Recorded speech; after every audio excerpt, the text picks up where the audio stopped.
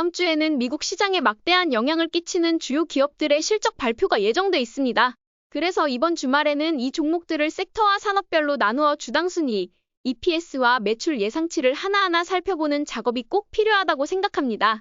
특히 우리가 잘 알고 있고 사랑하는 매그니피센트 세븐 중 아마존, 구글, 테슬라가 실적을 발표하고 항공우주 관련 주식들도 다수 발표를 앞두고 있습니다. 티모바일, 버라이즌, AT&T 같은 통신주들, 그리고 지버너바, 버티브 홀딩스, 셀레스티카처럼 AI 사이클에서 중요한 역할을 하는 기업들까지 모두 실적 발표가 예정되어 있어 하나씩 짚어보는 것이 좋겠습니다. 다음 주 실적을 준비해야 하는 종목 중에서도 사실상 한국 투자자들이 가장 관심을 갖는 주식은 단연 테슬라겠죠? 사실 헤지펀드 매니저들은 아마존을 최대 관심사로 둡니다.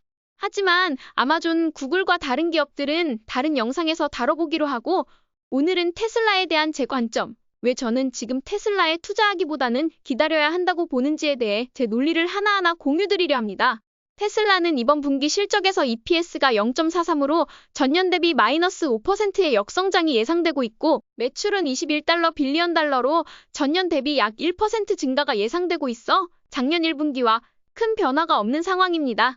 특히 2025년 EPS 예상치는 전년 대비 8% 성장에 그치며 최근 계속 하향 조정되고 있습니다. 현재 시장이 하락세를 이어가고 있는 상황이기 때문에 실적도 좋지 않고 기술적으로도 약하며 투자 심리도 부정적인 주식은 피하는 게 현명한 시기라고 판단됩니다. 테슬라는 벌써 실적 측면에서 25% 이상의 성장을 보여주지 못하면서 성장주로서의 자격을 잠시 잃은 상황입니다. 하지만 그렇다고 테슬라에 희망이 없는 것은 아닙니다. 오히려 기다릴 이유가 분명하기 때문에 더욱 중요하다고 생각합니다.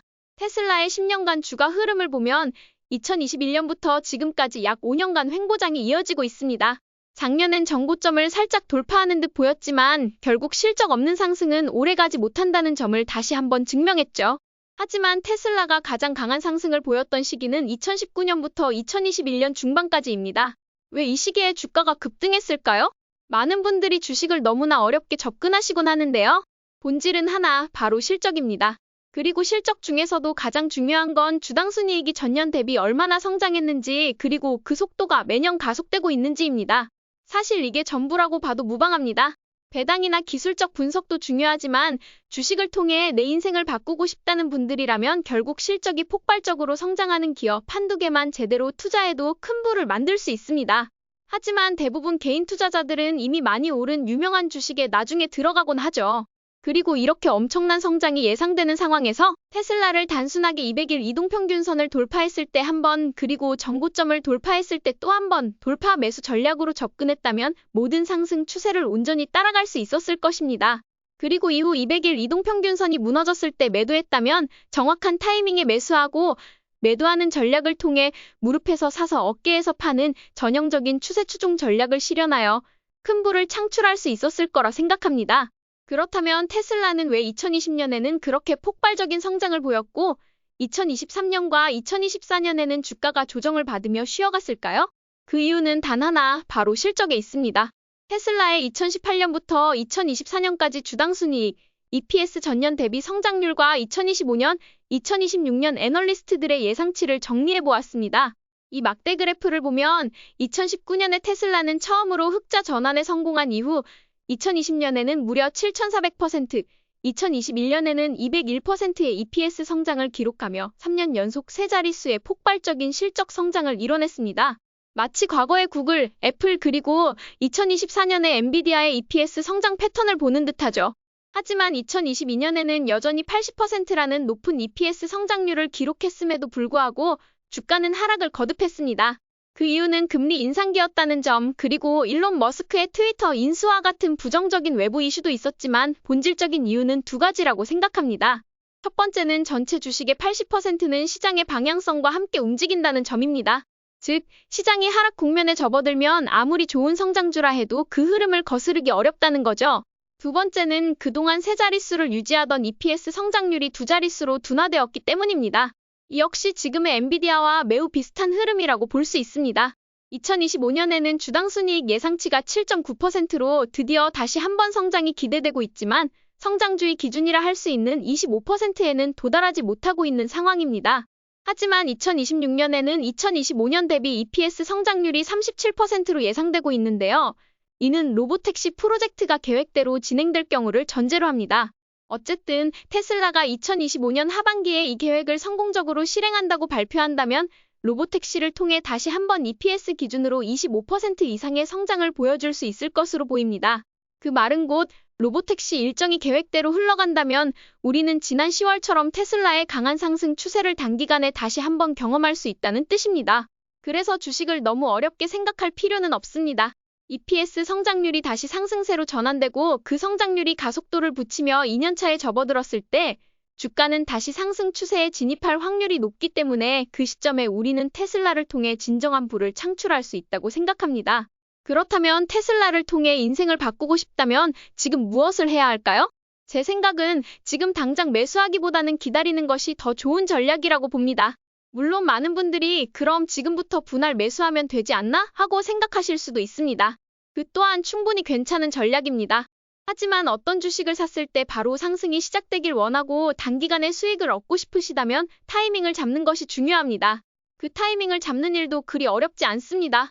저는 작년 10월 24일에 테슬라 매수의 관점을 공유드린 바 있는데요. 그 이후 테슬라는 약 2달 만에 50% 가까운 상승률을 기록했습니다. 이렇게 주식은 매일 들여다보지 않더라도 정확한 시점에 진입하기만 하면 가장 강력한 추세를 통해 수익을 만들 수 있습니다. 이제 왜 저는 테슬라는 지금은 기다려야 할 때인지 그 이유를 함께 살펴보겠습니다. 테슬라는 현재 실적 부진을 겪고 있습니다. 그래프는 테슬라의 분기별 인도량과 생산량을 보여주고 있는데요. 이번 분기에는 인도량과 생산량 모두 갑작스럽게 감소한 모습을 확인할 수 있습니다.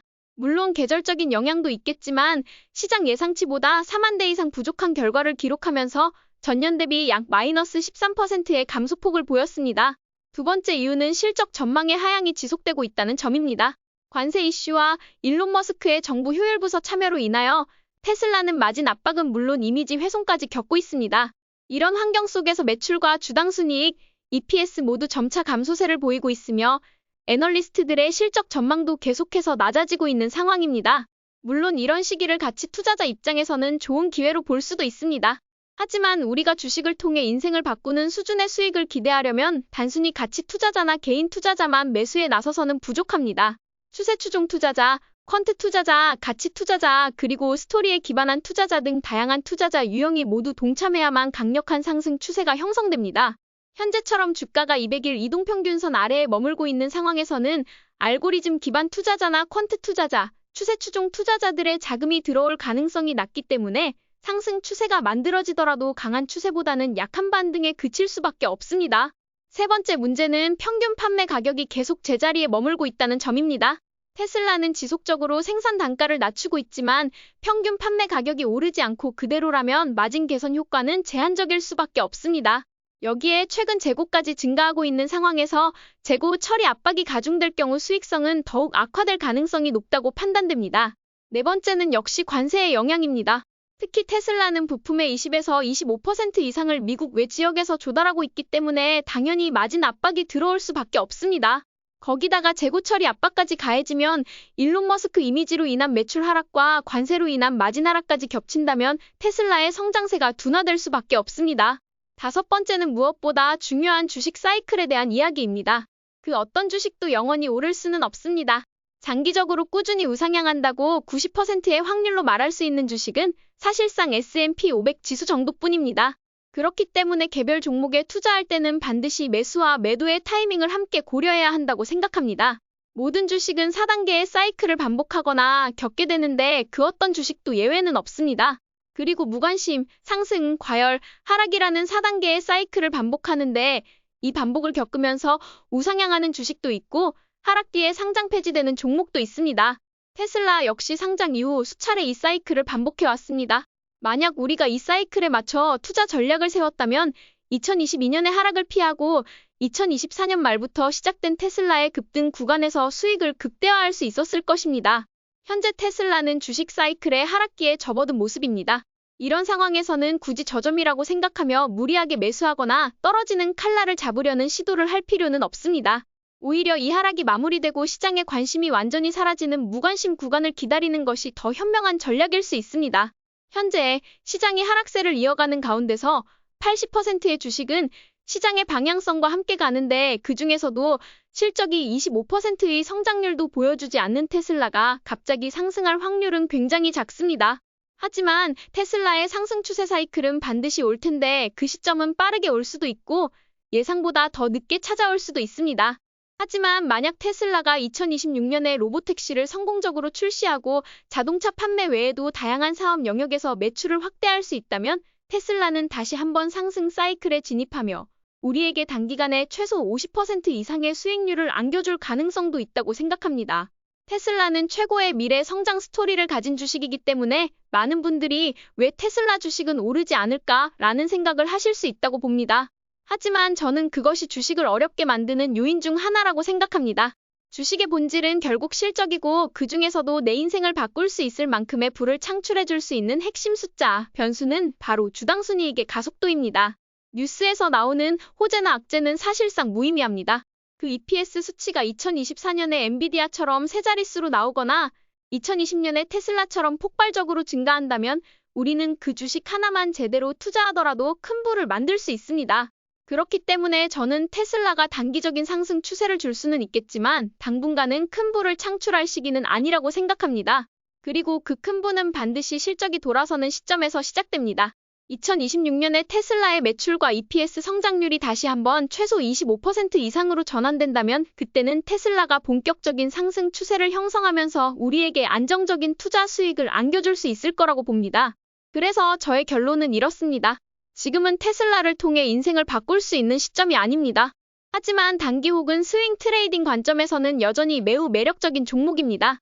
왜냐하면 테슬라만큼 하루 평균 거래량이 많은 주식도 드물고 항상 트레이더들의 주요 타깃이 되기 때문에 유동성 측면에서 굉장히 우수하기 때문입니다.